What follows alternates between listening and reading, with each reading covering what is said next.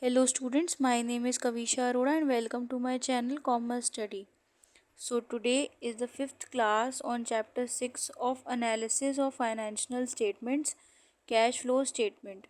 If you have not seen the previous classes, please do see them and please like and subscribe my channel and share it with your friends.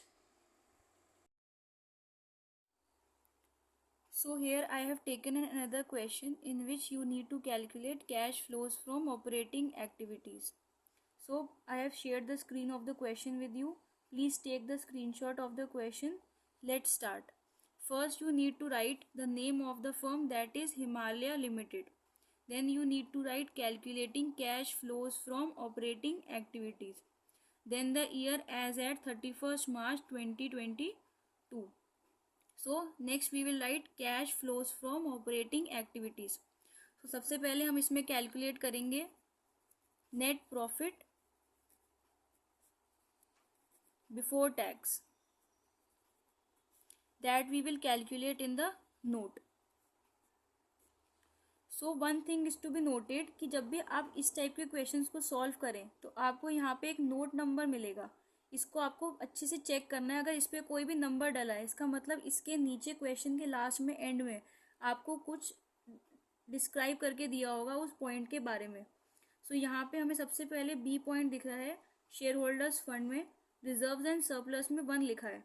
जब आप नीचे आएंगे तो आपको दिखेगा कि reserves and surplus में 2 points दे रखे हैं, general reserves and profit and loss balance. आपको जब भी नोट नंबर दिखे तो आपको उसको चेक ज़रूर करना है at the end of the question. Okay. So सबसे पहले हम नेट प्रॉफिट बिफोर टैक्स को कैलकुलेट करेंगे नोट 1 में. हम इसको वर्किंग नोट में कैलकुलेट करेंगे एंड नोट नंबर लिखेंगे. सो हम सबसे पहले डिफरेंस करेंगे of the opening balance and closing balance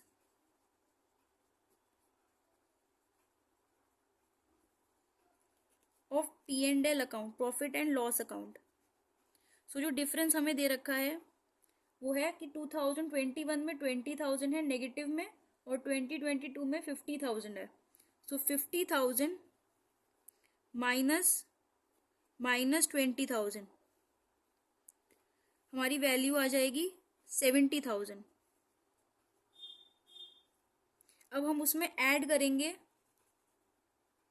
यहाँ पे आपको एक चीज़ दिख रही है, आइटम जर्नल रिजर्व्स, जिसकी वैल्यू 20,000 इंक्रीज हो गई है फ्रॉम 21 टू 22. तो हम इसमें लिखेंगे ट्रांसफर्स टू जनरल रिजर्व्स, जिसकी वैल्यू है 20,000.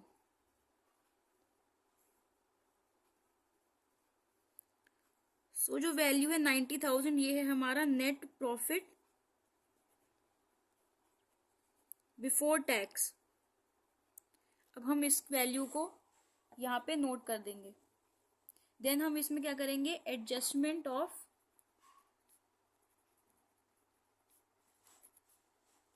नॉन कैश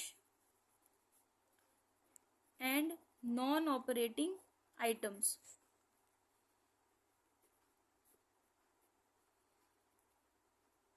इसमें सबसे पहले आप यहाँ पे चेक करेंगे कि लॉन्ग टर्म बोरोइंग्स में आपको नोट में 2 लिखा हुआ है. नीचे जब आप आएंगे तो लॉन्ग टर्म बोरोइंग्स में आपको 9% डिबेंचर्स दिए हुए हैं, जिनकी वैल्यू 1 लाख से 1,50,000 हो गई है.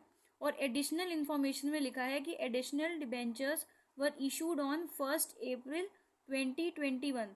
सो जो ये 9% का इंटरेस्ट है डिबेंचर्स पे, ये हमारा क्या होगा, ऐड होगा. सो हम यहाँ पे लिखेंगे इंटरेस्ट ऑन डिबेंचर्स, जो कि 9% है. अब ये फर्स्ट जो नए हमारे एडिशनल डिबेंचर्स हमारे इशू हुए हैं वो 1 अप्रैल 2021 में इशू हुए हैं. मीन्स कि जो ये 1 लाख से 1,50,000 हुए, जो 50,000 है, ये हमारे 2021 पे ही इशू हो गए थे. सो जो हमारा इंटरेस्ट है वो पूरा 1,50,000 पे हम देंगे. So it would be 9% of 1,50,000. तो जो वैल्यू आएगी वो होगी 13,500. देन हम इसमें क्या ऐड करेंगे, अगर आप यहाँ पे नोट करें तो आपको यहाँ पे प्रोविजन फॉर डेप्रिसिएशन दे रखा है, जिसकी वैल्यू 1,10,000 से 1,50,000 हो गई है।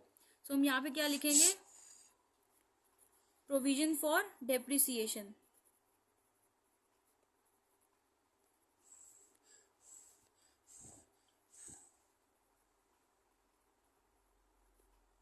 So it would come 40,000। अब हम इसमें वैल्यू कैलकुलेट कर लेंगे तो बाहर आ जाएगा 53,500। अब इसमें से हम लेस क्या करेंगे, यहाँ पे आपको एक पॉइंट दे रखा है नॉन करेंट इन्वेस्टमेंट्स में, नॉन करेंट असेट्स में, नॉन करेंट इन्वेस्टमेंट में पॉइंट नोट नंबर डाला हुआ है 4। जब आप नीचे आओगे नोट्स में तो आपको दिखेगा कि rate of interest on investment is 8%। And additional information में लिखा है कि additional investments were made on 1 April 2021। So that means कि जो भी हमें नॉन करेंट इन्वेस्टमेंट्स की वैल्यू दे रखी है, जो इंक्रीज है, वो सब कुछ 1 अप्रैल 2021 में ही हमने परचेज कर लिया था। तो जो हमारा 8% का इंटरेस्ट है वो पूरा 50,000 पे हम देंगे। अब रेट ऑफ इंटरेस्ट हमारे लिए क्या होता है, एक नॉन ऑपरेटिंग इनकम है, तो वो क्या होगी, लेस होगी।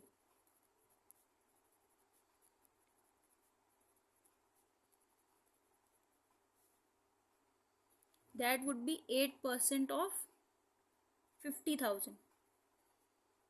सो ये आ जाएगा हमारा 4,000।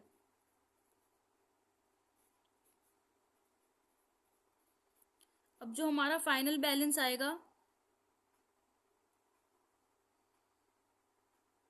वो आ जाएगा 1,39,500। अब हम इसमें क्या करेंगे, हमारी जो ये वैल्यू है ये है हमारी ऑपरेटिंग प्रॉफिट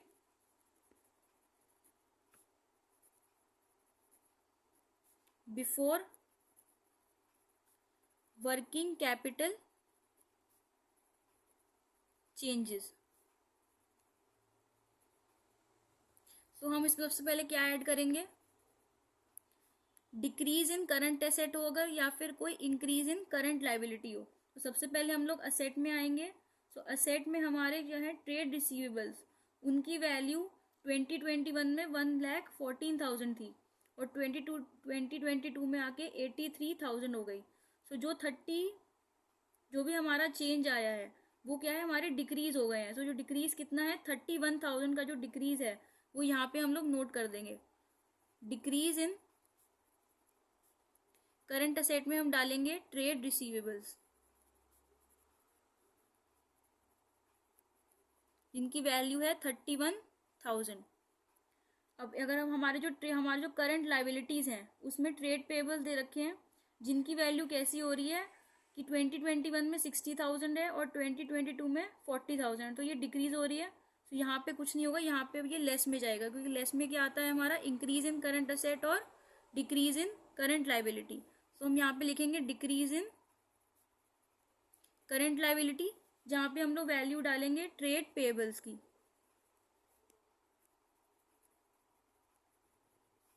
जो कि है हमारी 20,000। उसके अलावा हमारे कोई भी एडजस्टमेंट्स कुछ भी अब लेफ्ट आउट नहीं होगा। ये क्वेश्चन अब कंप्लीट है। सो जो हमारा बाहर बैलेंस आएगा वो कितना होगा, 11,000 पॉजिटिव बैलेंस। जब आप इन दोनों वैल्यूज को ऐड करेंगे तो आपका जो आंसर आएगा वो क्या आएगा, 1,50,000, जो कि क्या है हमारा कैश फ्लोज फ्रॉम ऑपरेशंस। अब हमें कोई भी इनकम टैक्स नहीं दे रखा है, जो कि हम लोग लेस करते हैं। सो ये एज इट इज नील हो जाएगा। तो जो हमारा net cash from operating activities आएगा